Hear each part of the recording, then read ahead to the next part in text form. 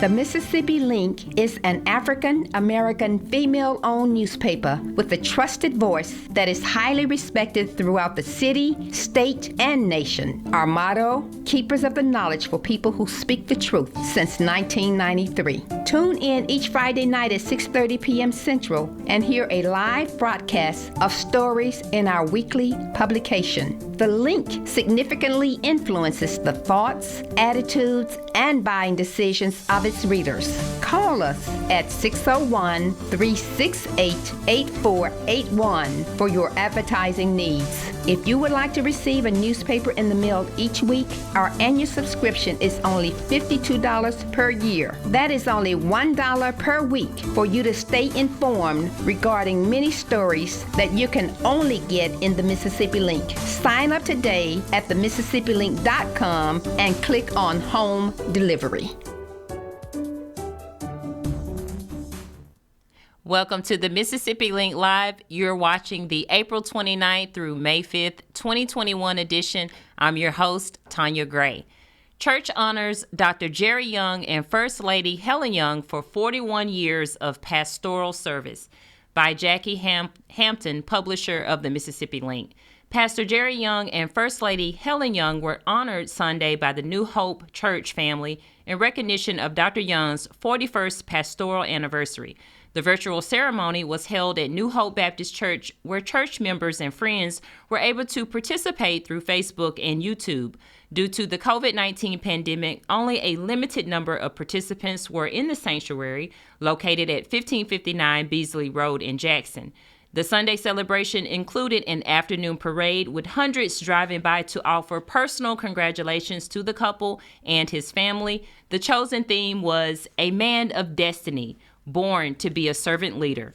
Expressions were given by the Honorable Benny G. Thompson, U.S. Representative, Mississippi 2nd District, the Honorable Deborah Gibbs, Mississippi State Representative, District 72, and the Honorable Chokwe Antar Lamamba, Mayor of the City of Jackson. Thompson, in his congratulatory remarks, said to Pastor Young, "You have kept the common touch. Presidents have called you for advice and governors have called you for advice," end quote. The congressman then said, "If you don't want to hear what he has to say, then don't ask him," end quote.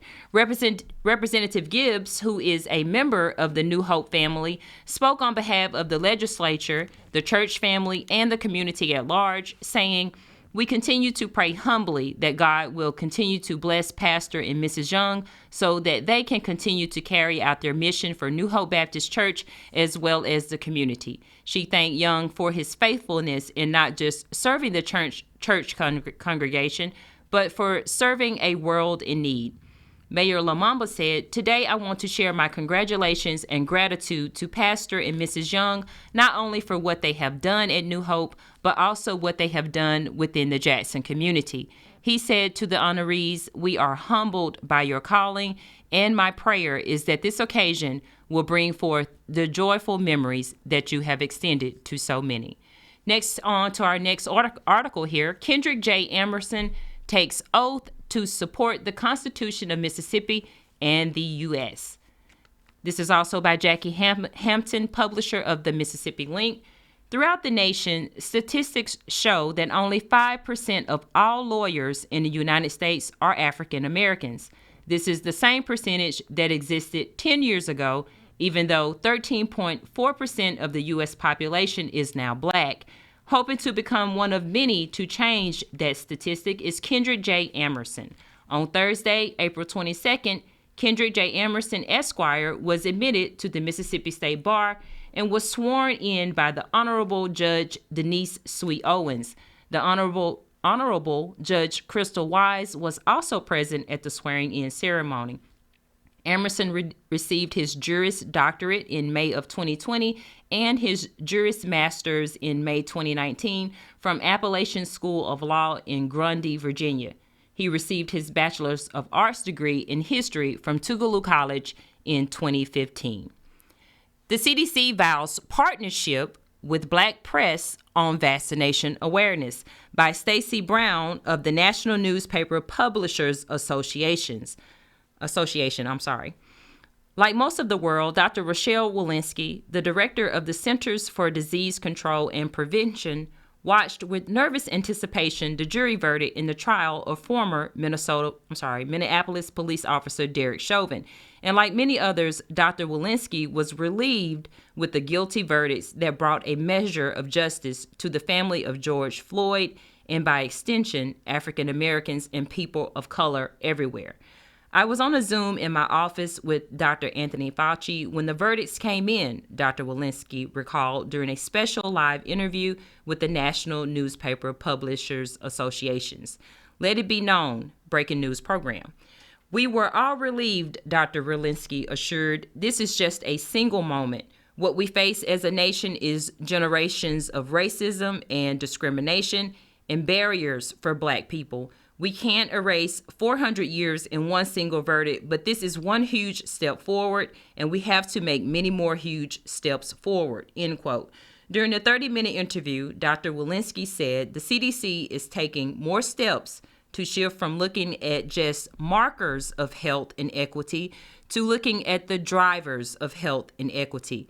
They are inextricably linked with race and require us to evaluate the structural barriers that exist for so many Black Americans, so many Latino Americans, and Native Americans, end quote, Dr. Walensky offered. So our work as a nation must be to address these drivers, to make everyone safer, and to make our streets safer and education more accessible, end quote.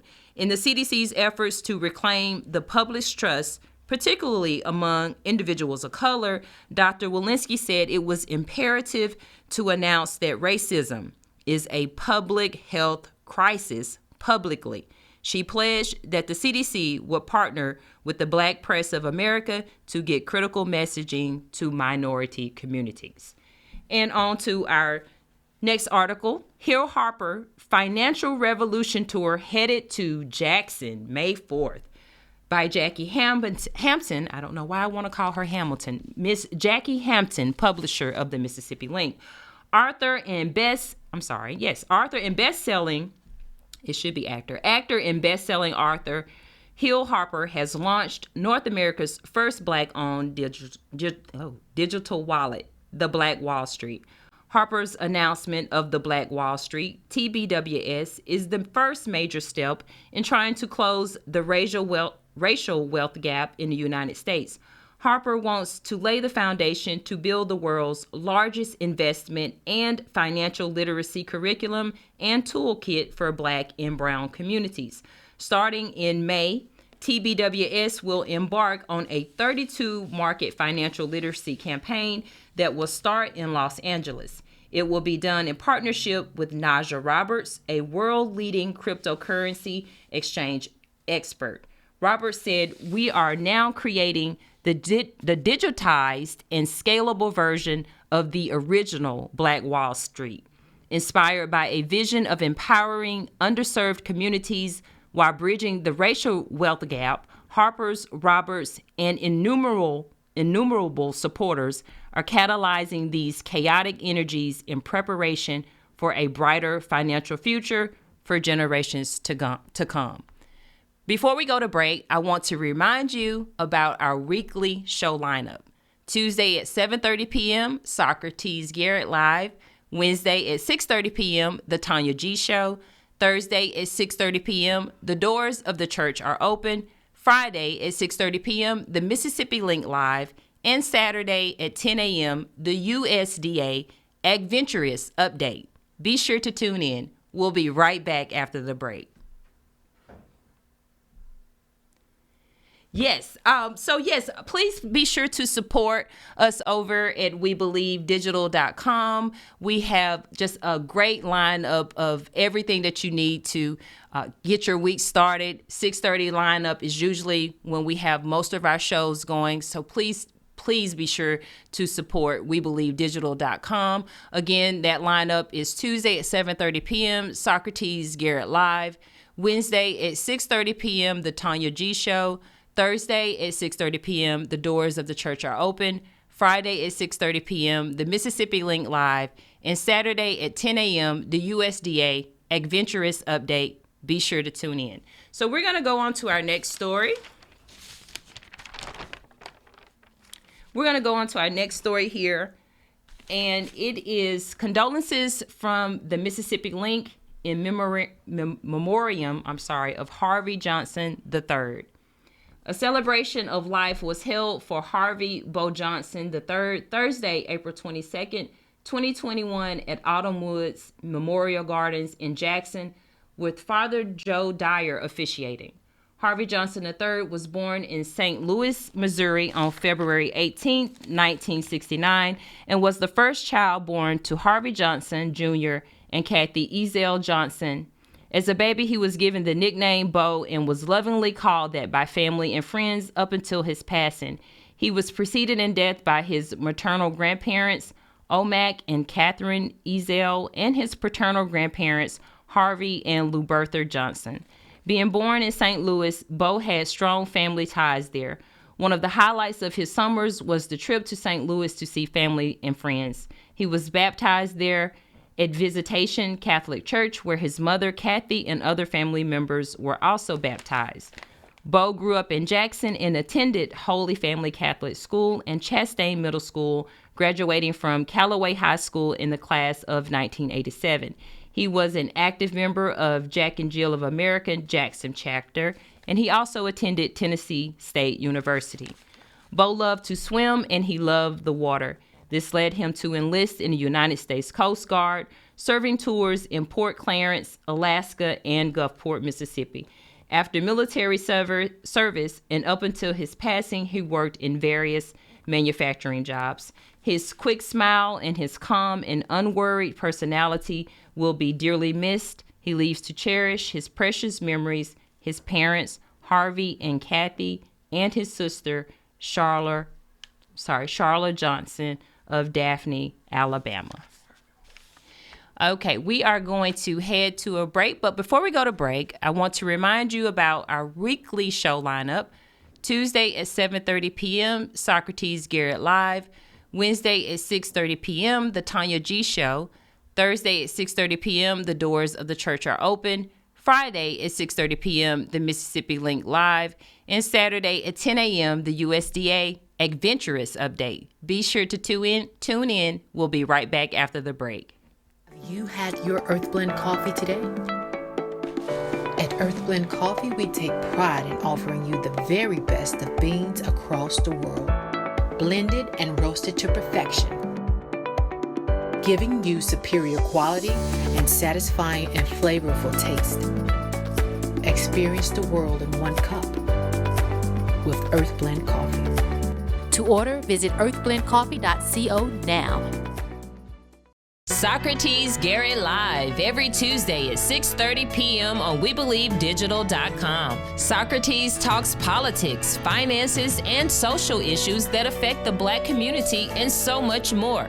Phenomenal guests and engaging conversation. Straight talk, no nonsense topics that are informative, educational, and inspiring. Socrates goes live with politicians, church leaders, business owners, and others. The time is now. Talking to you about us. Socrates Garrett Live every Tuesday at 6:30 p.m. on WeBelieveDigital.com. Welcome to Mississippi Link Live. You are watching the April 29th through May 5th, 2021 edition. I'm your host, Tanya Gray. Had some little difficulties there, but we are back on track. You just never know what's going to happen with a live show, but we are here to report the news to you nonetheless. We're going to lead into our next article here. Prince's legendary bassist remembers the icon 5 years after his death, by Stacey M. Brown, NMPA Newswire correspondent. About 1 year before Prince's death, the Purple Rain icon called his favorite bassist Brown Mark and flew him out to his famous Minneapolis area home called Paisley Park. He was riding his bicycle, and when I got out of the car, he told me that I had a glowing aura, the vaunted bass player for Prince's famed band, The Revolution, stated. It was the last memorable conversation we had, recalled Brown Mark, whose real name is Mark Brown. 5 years ago, on April 21st, 2016, Brown and most of the world were shocked to learn of the 57-year-old Prince's death from an accidental overdose of prescription medication.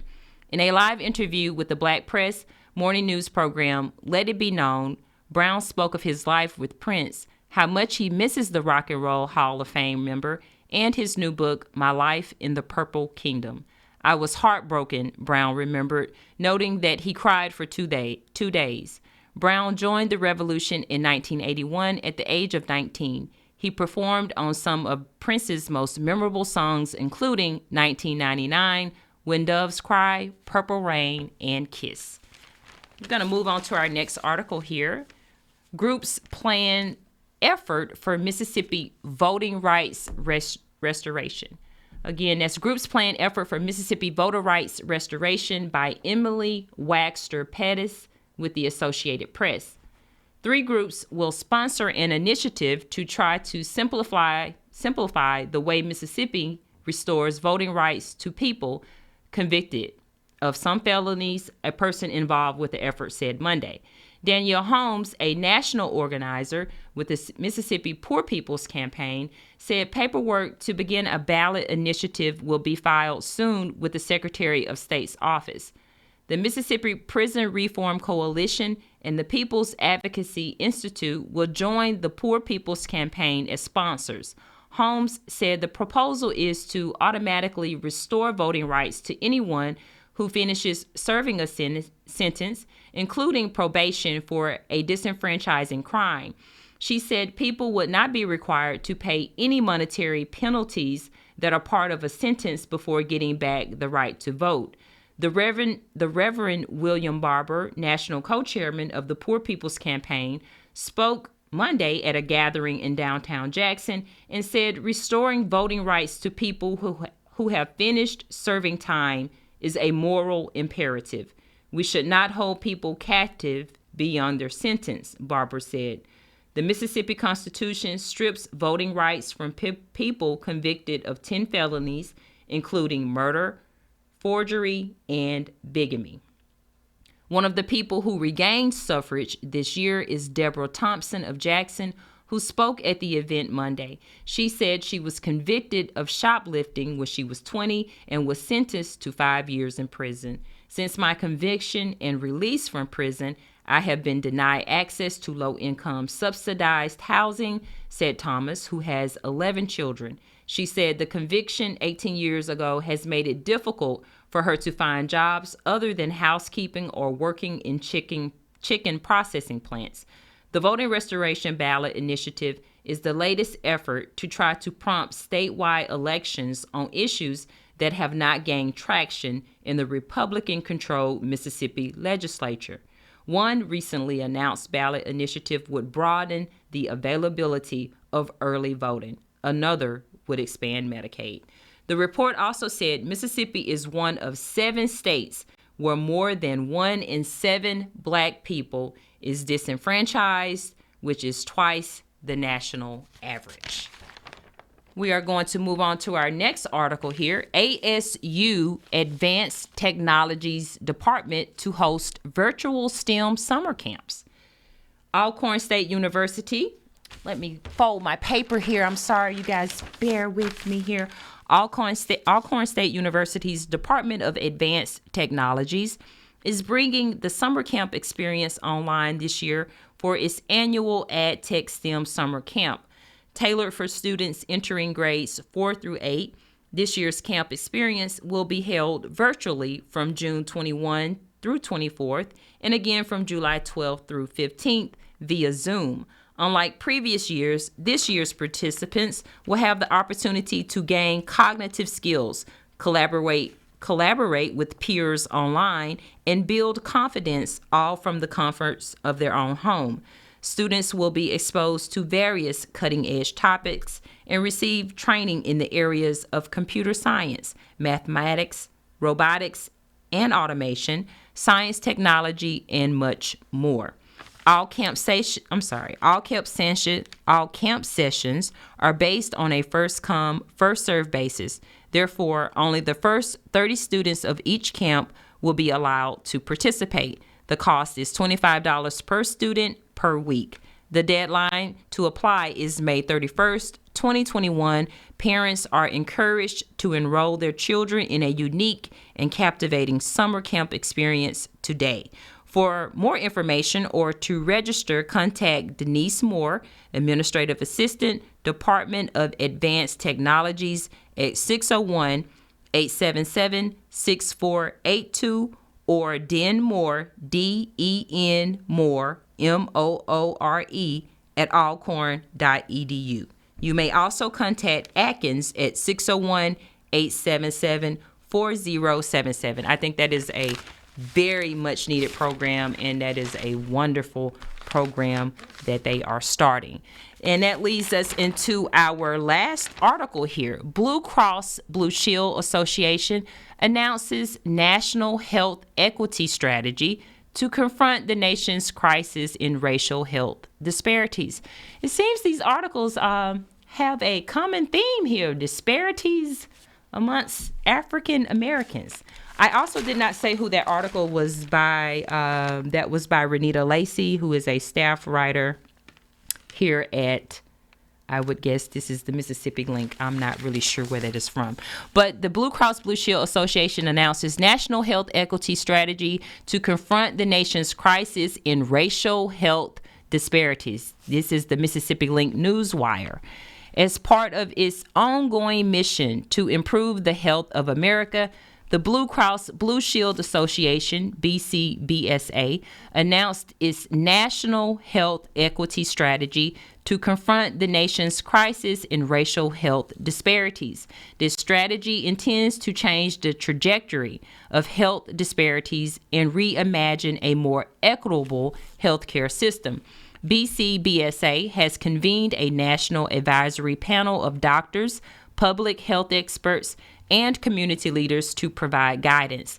BCBSA's National Health Equity Strategy is comprehensive and relies on close collaboration with providers and local community organizations.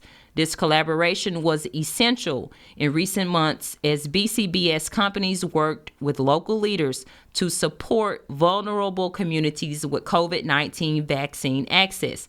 The strategy includes collecting data to measure disparities, scaling effective programs, working with providers to improve outcomes and address unconscious bias, leaning into partnerships at the community level, and influencing policy decisions at the state and federal levels. The multi-year strategy will focus on 4 conditions that disproportionately affect communities of color: maternal health, behavioral health, diabetes, and cardiovascular conditions. BCBSA will first focus on maternal health, then behavioral health in 2021. BCBSA has set a public goal to reduce racial disparities in maternal health by 50% in 5 years. Commenting on the breadth of the BCBS company's maternal health programs, Dr. Rachel Hardiman, founding director for the Center for Anti-Racism Research for Health Equity and assistant professor, Division of Health Policy and Management, University of Minnesota School of Public Health, and member of the newly formed advisory panel, said, "Oh, wow. Who better to address racial disparities in maternal health than Blue Cross Blue Shield? BCBS companies serve every zip code across the U.S., and they have the scale and resources needed to ensure women of color get equitable maternal health care," end quote. That does it for our edition of the Mississippi Link Live Show. Before we go to break, I want to remind you about our weekly show lineup. Tuesday at 7:30 p.m., Socrates Garrett Live. Wednesday at 6:30 p.m., The Tanya G Show. Thursday at 6:30 p.m., The Doors of the Church Are Open. Friday at 6:30 p.m., The Mississippi Link Live, hosted by yours truly. And Saturday at 10 a.m., the USDA Adventurous Update. Be sure to tune in. We'll see you next time on the Mississippi Link Live. Have you had your Earthblend coffee today? At Earthblend Coffee, we take pride in offering you the very best of beans across the world, blended and roasted to perfection. giving you superior quality and satisfying and flavorful taste. Experience the world in one cup with Earth Blend Coffee. To order, visit earthblendcoffee.co now.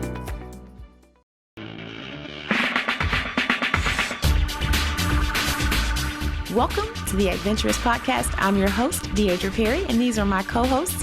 And weekly, we will be coming to you to bring you the latest information in the world of agriculture. We invite you to join us every Saturday from 10 to 10:30. Join us. Come on, take an adventure.